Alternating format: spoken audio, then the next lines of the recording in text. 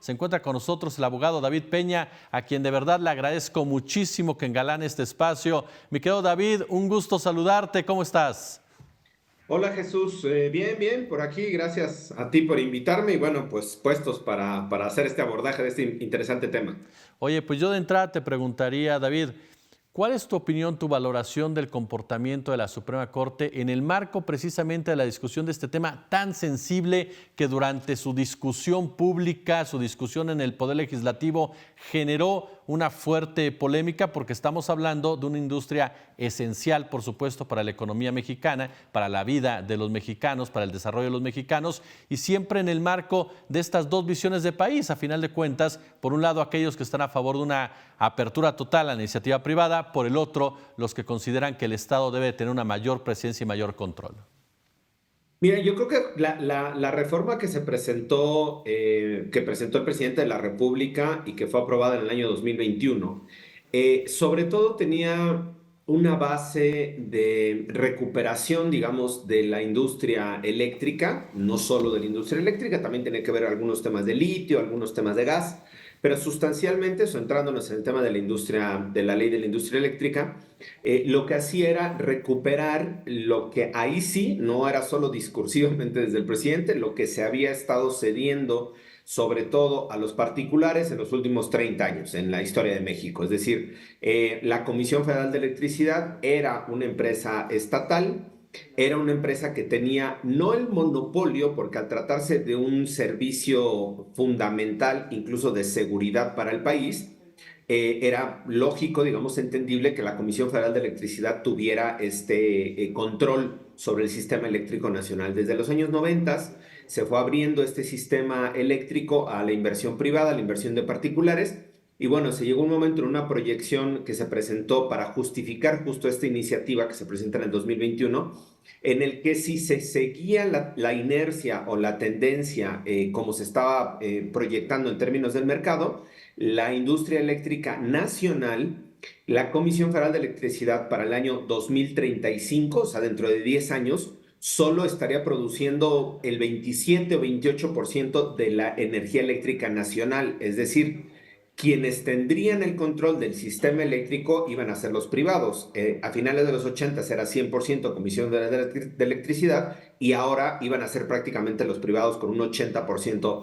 Eso coloca en un riesgo de viabilidad, de producción, de sostenibilidad al país, pero también nos coloca en un riesgo de un servicio fundamental y básico como era la energía eléctrica en manos de los privados. Y recordemos qué es lo que ha pasado en otros países, por ejemplo en Francia o en España, donde han tenido estas crisis de energía eléctrica o crisis de gas justo al cederle el control a los privados y bueno, se ha perdido la mano del control y de la administración por parte del Estado. Entonces, lo que buscaban, y estos privados desde luego fijan los precios, fijan las tarifas, pues a sus propios intereses, aunque sea un servicio tan básico y fundamental. Eso era la esencia de la iniciativa, recuperar esta industria eléctrica que se fue cediendo. La iniciativa era a nivel constitucional, justo para cambiar varias de las reformas que se fueron generando en estos 30 años a nivel constitucional, pero bueno, no le dio los votos la oposición al presidente para la reforma constitucional y entonces tuvo que hacer una reforma legal a la ley de la industria eléctrica y a otras leyes secundarias que fue la que se impugnó y la que ahora fue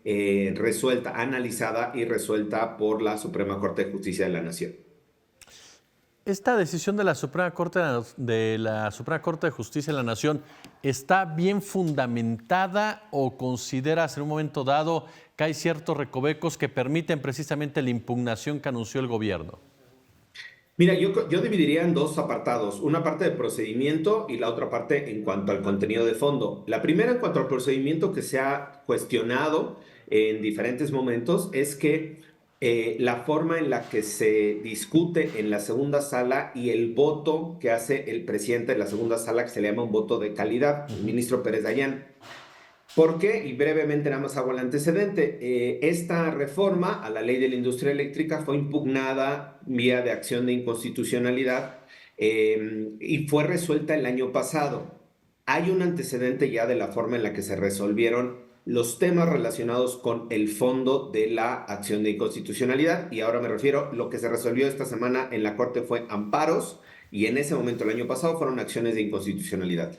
La acción de inconstitucionalidad, cuando se acumulan, se votan en el Pleno y no alcanza una mayoría de 8 votos.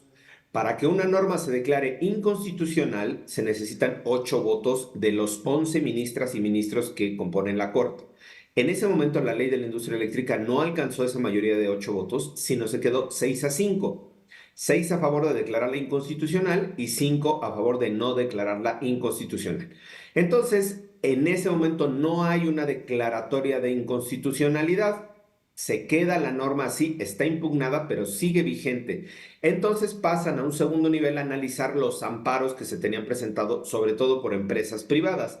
Y los amparos, como son instrumentos, digamos, jurídicos individuales de cada empresa, de cada persona, no, rara vez este tipo de casos llegan al pleno de la Corte. Generalmente se resuelven en las salas, salvo algún tema en especial, se pasa al pleno, pero la mayoría se resuelven en las salas. Y eso es lo que ocurre. Lo mandan a la segunda sala porque lo que se estaba alegando era competencia económica. Se hace el estudio en la segunda sala y se integra la sala por 5 ministros. Ahí va la parte de procedimiento. Uno de estos ministros se excusa, la Lainez Potisek se excusa, dice yo no puedo participar porque en algún otro momento ya he expresado mi opinión sobre la ley, ya he expresado mi posición sobre este tema y entonces yo ya no puedo participar. Se quedan 4 ministros. Hay un empate de 2 a favor y 2 en contra, digamos 2 por declarar inconstitucional y 2 por declararla constitucional, y ahí hay 2 interpretaciones a su vez. Hay una ley del Poder Judicial de la Federación que dice que si hay un empate en las salas o en el Pleno, se hace un nuevo proyecto, se vuelve a discutir y se vuelven a generar consensos, y la ley de amparo dice que cuando una resolución de un amparo se empate, ya sea en un tribunal colegiado o en una sala de la Corte, procede el voto de calidad del presidente del tribunal colegiado o de la sala. Es decir, hay 2 interpretaciones válidas. ¿Cuál es la interpretación que utiliza el ministro Pérez Dayán para emitir su voto? Pues la ley de amparo, donde dice yo tengo la posibilidad de dar este voto de calidad, no la de la ley de la orgánica del Poder Judicial de la Federación. Están las dos leyes son vigentes y las 2 interpretaciones son válidas. Aquí el tema de discusión es por qué el ministro se acoge a la ley de amparo y no a la otra ley. Eso ya es una interpretación personal, pero sí hay una posibilidad de que sea este voto de calidad. Por eso toda la discusión, porque si se hubiera quedado empatado el tema, se hubiera seguido la discusión en otro proyecto y no se hubiera resuelto como se resolvió, que al final son 2 contra 2, pero el voto del ministro presidente tiene un mayor peso, digamos, y por eso con ese voto de calidad se declara la inconstitucionalidad de varios de los artículos de la ley, que es justo lo que está ahora reclamando el propio presidente, donde dice que, bueno, van a impugnar esa resolución y la única forma de impugnarlo es un recurso de queja ante el Pleno de la Corte. Es decir, se queja el presidente, la Consejería Jurídica de Presidencia, de esta resolución ante el Pleno de la Corte para que sea el Pleno de la Corte que conozca este asunto, digamos, que conozca de la inconformidad. Muy probablemente se votará en el Pleno de la Corte en los mismos números que ya se había votado el año pasado la acción de inconstitucionalidad, es decir, 6 por declararla inconstitucional o por declarar que estuvo bien el procedimiento de la segunda sala y 5 por declarar que estuvo mal. Entonces, muy probablemente se vaticina que estos recursos pues vayan a confirmar lo que se resolvió en estos días en la segunda sala.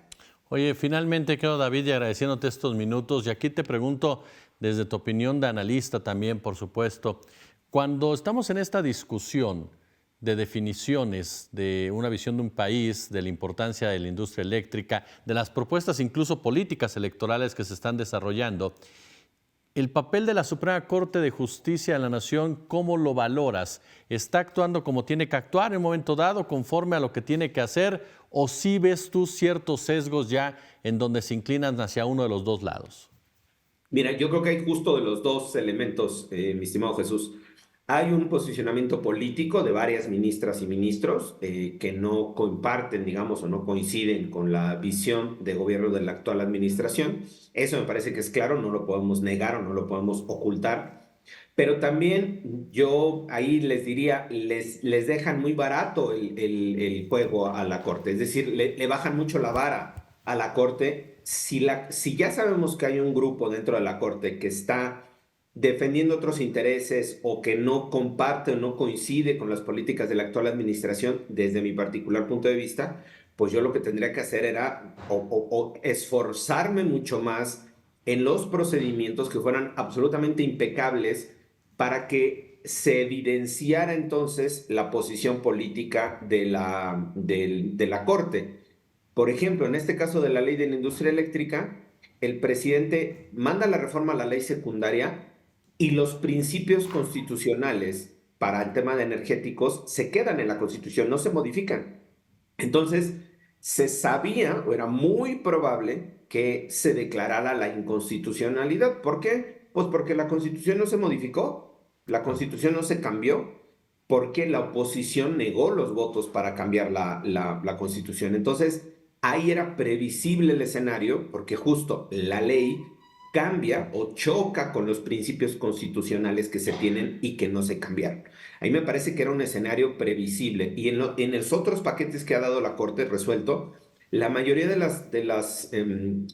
lo que ha resuelto la Corte negando o más bien tumbando, tirando las leyes que han aprobado, es por el procedimiento. Es decir, el procedimiento en Cámara de Diputados y en Cámara de Senadores es tan desaseado, tan poco serio, que cuando llegan a la Corte ni siquiera se meten al tema de fondo, ni siquiera se meten a hacer el análisis si las normas son constitucionales o no. Se quedan por encimita en la forma y las tumban. Yo diría, si sabemos que la Corte tiene esta posición y que puede hacerlo, que puede tumbar las normas, pues me esforzaría mucho más en cuidar todo el procedimiento a manera de que los razonamientos de la Corte sean de naturaleza política. Hoy Claro. se le sigue dejando a la Corte un resquicio de razonamiento jurídico, es en ese pequeño resquicio donde se sigue moviendo, y entonces es muy complicado cuestionar a la Corte porque se sigue moviendo en un espacio jurídico. Si se le orillara solo a los posicionamientos políticos, me parece que sería mucho más claro y mucho más evidente el posicionamiento que está tomando la Corte en relación a estos asuntos. Mi querido David Peña, abogado, de verdad es un verdadero placer, un honor platicar contigo, escucharte y aprenderte. Te mando un fuerte abrazo. Gracias, mi estimado Jesús. Ahí estamos pendientes. Saludos a la audiencia. Hasta luego. Gracias. Y en este marco, precisamente, Morena